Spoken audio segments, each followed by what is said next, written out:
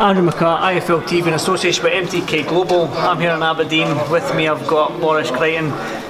We'll just kickstart this interview of what happened tonight.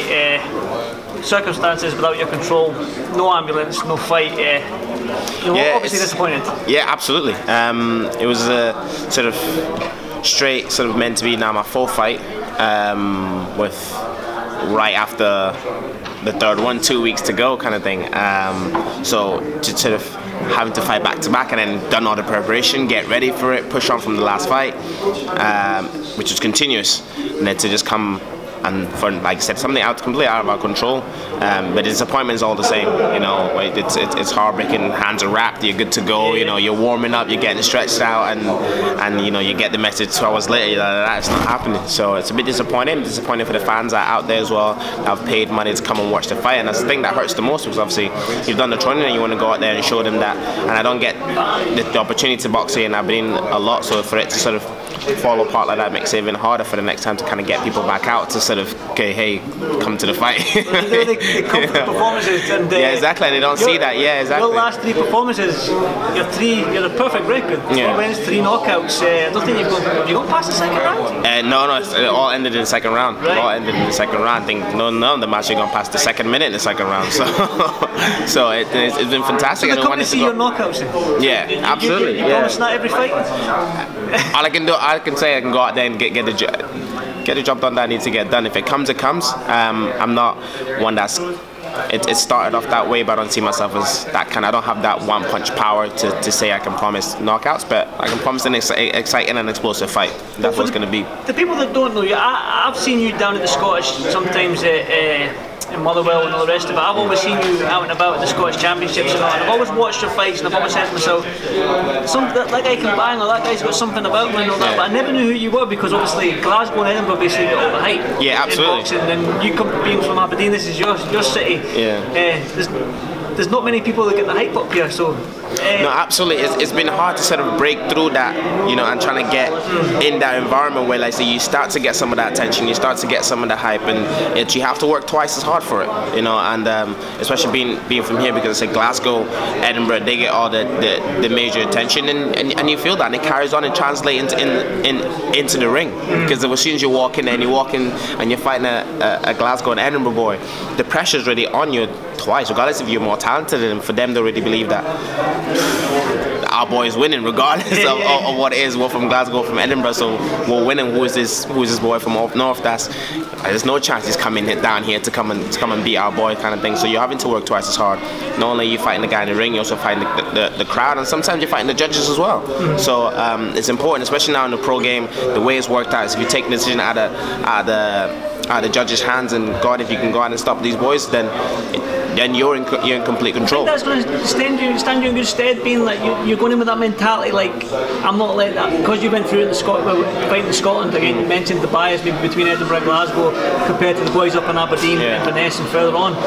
You think going into the pro ranks, you're probably thinking to yourself, right, I ain't going to let this go to the judges, I ain't going to let this go to whoever to stop this fight. I need to stop this fight, I need to put this to the win. Do you think that's going to stand you in good stead going into the pro ranks? Definitely. I think it's, if you're going with that mentality and you can carry it on down the line, especially when you start, like say again, I'm going to find myself in a position where down the line I'm going to start clashing with boys from Edinburgh, from Glasgow, and it's if you go in there with that mentality of, you know, I'm doing everything that I need to make me start, I guarantee that win while I'm in that ring, before it gets to that final, how many other rounds it is, before the bell stops and that's the final round, if I can take it out of the judges' hands, then there's without a doubt like when we've seen completely one-sided fights that have gone left, right and center, and everyone's thinking, what was that judge watching, kind of thing. So it's as much as possible you can take it out the judges' hands, then you've not got to worry about your record. You've not got to worry about your hand getting lifted at the end. You know what I mean? Exactly.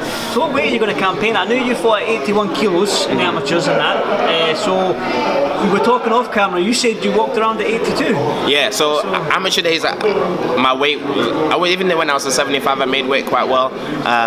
So then went up to 81. It took me a little while to actually get to 81 itself. And then kind of naturally, even now I walk around maximum 82, 82.5. So I'm going to campaigning down at super middle, 76 kgs. So that's going to be a tough one getting down there, that's for sure. Not only is it a tough one getting down the weight for yourself, but it's a very, very tough division.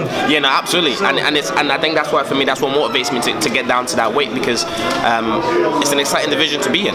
It's an exciting division to be in, and it has been for ages. You know, you have from your Nigel Benns and your Eubanks, and then coming into your Eubank Junior and your Carl Froches and your Groves. It's been an exciting weight in British boxing. Not so much in American boxing, but in British boxing, it's exciting. And we're in Britain right now, so it's a good weight to be involved in, and the money's there, the fights are there, so you know, it's worth the struggle getting down there. You know what I mean? Because, you know, rather than sitting up here comfortable, I'm not got the size to be up here. I've not got the size to be up here. If I'm walking around 82 and boys are coming down from 90 kgs to come and fight me, I'm giving away a lot. This guy's gonna rehydrate.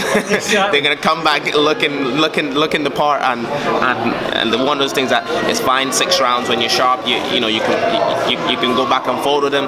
When you start going to those 10-round fights, you're gonna feel that size, you're gonna feel that weight, you're gonna feel that power as well. So you, again, you were a very, very talented amateur, as I've just spoke about. How fast do you want to be sort of fast track in the pro rank? I always sort of use Josh Taylor as like an example of how fast he was because of his amateur career. Now, I'm not saying that your amateur career was anything like Josh Taylor's, but with your talent, do you believe you can maybe get pushed on a little bit further than? Definitely, I said it's an exciting way, and the fights are there. So if within reason, I think within reason, but these sort of more exciting fights and these longer fights have to come without me getting babysitted for too long almost. You know what I mean? Where I'm just guys getting put in front of me, because at the same time, that's finishing at a high level in your amateur game and then having to come into the pros, and you almost sort of taper you down a little bit, a lot, and it's so then now you want that sort of motivation and strive to go, but especially because now you're training for 6 rounds, not just 3 rounds. You're training for 6 rounds, but then you're going into fight guys that, you know, are 2 levels below you. So now you kind of want to at least fight guys that are on par. Yeah. You know, same ambition as you. Yeah, same ambition. So regardless if you might just be that little bit slightly ahead of these guys, you want to start going in with guys that were going to come in there and going to come with that winning mentality. Right now you're coming with guys that are coming in to survive, and you want guys that want to come in with a winning mentality, come in there to cause some damage and you know, make sure that they get that win for themselves and for their record. You know? Are you the type of fighter that's going to go the traditional route, Celtic title, British title, European title? Yeah, that's what I want. Yeah. That's what I want. I think it's with this kind of division and being the age I am, I've got the time to go down that route, and I'm build a family. Like I said, coming from up north, we don't get a lot of light shined on us, so it's good to take that slow route rather than, because then people start to notice you a little bit more and pay a little bit more attention and follow that journey, rather than if I went from sort of 0 to 100 and jump into that, regardless if I was talented enough to do it. I could, you know, so they say, oh, okay, they say, Boris, I'm good enough to go and fight for the Commonwealth right now, I'll go and win it. Then we'll say, okay, well, this guy just popped out of nowhere, and we're trying to go back down and say, okay, let's see what he did before that. And you don't find anything to do. It's hard for people to believe in the product. We're thinking, okay, maybe he was a lucky one, maybe it was this. But if you've got something behind you, you've got your Celtic, you've got, you know, your Commonwealth, where you go into the British, other things. People that have seen what you've done, and people can go back and look at things that you've done before and say, you know, he's done this. This is the display of how he executed this, you know, decent rated guy, and move on from there. You know, you can get these big fights in and build that fan base. I'll put a Scottish fighter's name in your mouth then. David Brophy. He's a middleweight. Is that somebody you would like to fight? I'm guessing you've sparred him. No, we've had a couple of spars. Brophy's an exciting one. Right now at the moment we're looking for Reece Pagan for the Scottish. He's a tough boy as well. Tommy Philibin with the Celtic, like you said. So there's the 2 boys. I've got the Scottish, I've got the Celtic. I would like very much for Brophy to go and either get the Commonwealth back or go and get that British title, and then hopefully we meet down the line. I would like for him to. I think it'd be an exciting fight at that weight as well, because I said there's a few boys in Scotland, and I want to, giving the guys the respect and the dues of what they've put in the game, absolutely take my time without sort of having to say, hey, let's go for David Brophy because he's there and that's the name.